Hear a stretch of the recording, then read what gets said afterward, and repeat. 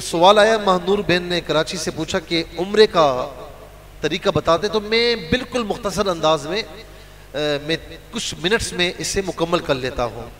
देखिए, सबसे पहले एहराम ज़ेबतन करना है। ज़ाहिर है कि मर्दों के लिए 2 चादरें, एक ऊपर एक तेबन की सूरत में, ठीक है। इसमें यह भी याद रहे कि मर्द अगर एहराम तेबन की सूरत में करते हैं ना, तो वो नाव से ऊपर होना चाहिए। बाज़ औक़ात नाव से नीचे होता है, सितर अया हो रहा होता है, तो ये जायज़ नहीं है।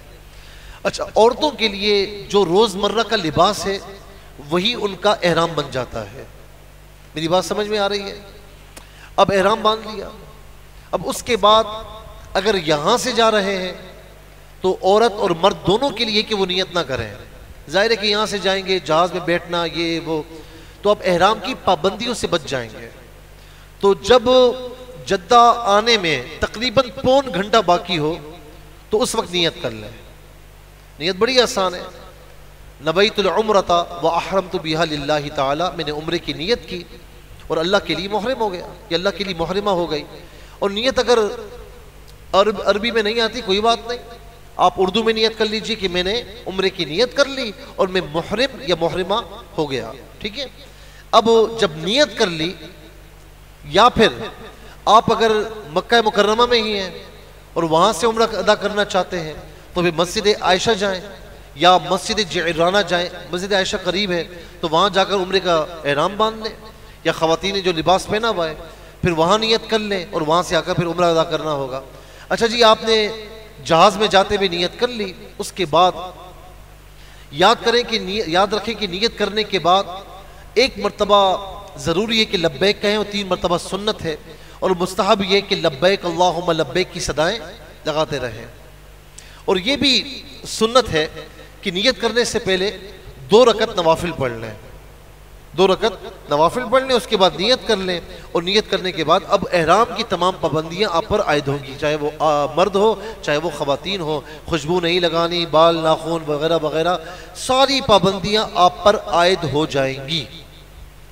अब इसके बाद जब उम्रा करना है तो सबसे पहले जब मस्जिद हराम में मैं कुछ बातें छोड़कर मैं इख्तिसार के साथ अर्ज कर रहा हूँ। मस्जिद हराम में आप बाब अब्दुल अजीज से जब अंदर जाएंगे तो वहाँ पर अंदर जाकर थोड़ा सा सीधे हाथ की तरफ आएंगे तो आपको नज़र आ जाएगा एक ग्रीन लाइट नज़र आ जाएगी जो जल रही होगी, और वहीं पर उसी ग्रीन लाइट की सीध में हजर अस्वद है।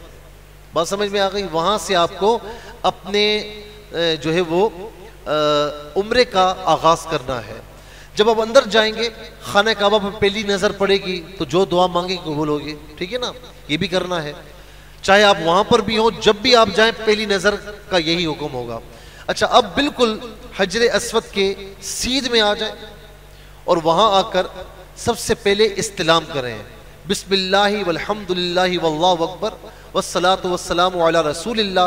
अगर हजर अस्वद से करीब हैं तो एहराम की हालत में तो मेरा मशवरा ये होता है कि हजर अस्वद को हाथ ना लगाएं, वहाँ खुशबू लगी हुई होती है, आप पर दम वाजिब हो जाएगा। तो दूर से दोनों हाथों को ये दुआ पढ़ के बिस्मिल्लाहि वल्हम्दुलिल्लाह वल्लाहु अकबर वस्सलातु वस्सलामु अला रसूलिल्लाह, आपने दूर से दोनों हाथों को यूं किया और हाथों को चूम लिया, ये आपका इस्तिलाम हो गया। अब तवाफ शुरू कर दीजिए।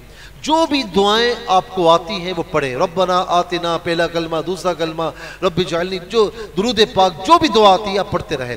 अच्छा, मर्द हजरात के लिए ये है कि पहले 3 फेरों में रमल करना है। रमल क्या है कि बिल्कुल अकड़ कर छोटे छोटे कदम उठाते हुए भागना है, ठीक है, ये रमल इसे कहते हैं। लेकिन रश हो, किसी को तकलीफ पहुंच रही हो तो उस सूरत में भागना नहीं है। और ख़वातीन के लिए मुतलकन नहीं भागना, वो नॉर्मली अंदाज में तवाफ करेंगी। अच्छा, हजर अस्वद से लेकर दोबारा घूमकर हजर अस्वद तक आए तो ये एक फेरा कहलाएगा। आपको 7 फेरे इसी तरीके से करने हैं। बात समझ में आ गई? अब 7 फेरे कर लिए, 8 फिर उसके बाद आपको इस्तिलाम करना है, यानी हर मर्तबा हर फेरे में इस्तिलाम जरूर करना है। पहला आपने इस्तिलाम किया, फिर घूमते हुए हजर अस्वद पर आए, फिर सीध में आकर बिस्मिल्लाह अल्हम्दुलिल्लाह वल्लाहु अकबर वस्सलातु वस्सलामु अला रसूलिल्लाह, फिर इस्तिलाम किया, ठीक है।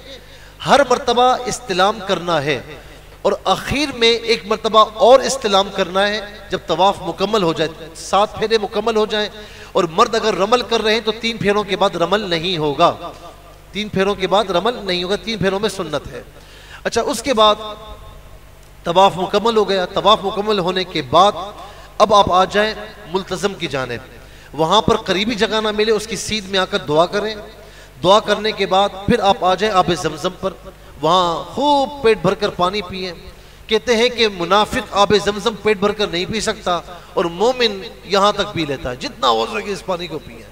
और मैंने तजर्बा किया है, जितनी भी थकावट हो ना, एक तरीके से यूं समझ लें कि आब ज़मज़म उसी वक्त आपकी थकावट को दूर करता है, आपकी बीमारियां दूर करता है, जो है कि जिस्म की ऑयलिंग हो रही होती है।